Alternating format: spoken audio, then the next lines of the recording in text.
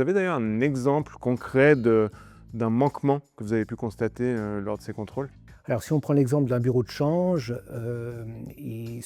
on pourrait se retrouver dans la situation où une famille euh, aimerait donc changer de l'argent illicite, enfin de provenance criminelle.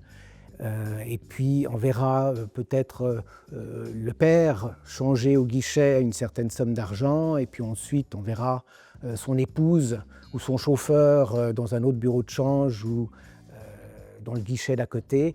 Donc là, on pourrait se retrouver dans une situation où ce contrôle est rendu difficile pour l'intermédiaire financier, et donc il y a un risque important de blanchiment d'argent. C'est ce qu'on appelle le smurfing, hein, donc On dilue en fait les transactions. exactement. Et donc c'est important d'avoir un bon système informatique qui permet, au moment de l'identification du client, de pouvoir éventuellement relier différentes transactions et respecter les seuils et ses obligations. Donc là, vous êtes plus en train de les aider que de les surveiller finalement.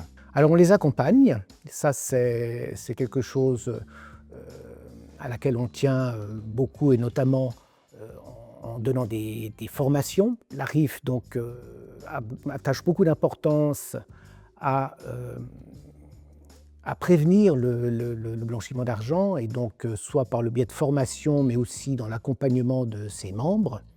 Et donc, en se rendant sur place, comme je l'ai dit avant, notamment lors de ce cycle de visite, eh bien, ça nous permet de pouvoir les accompagner, les conseiller et pouvoir s'assurer, voilà, qu'ils appliquent leurs obligations dans les règles de l'art.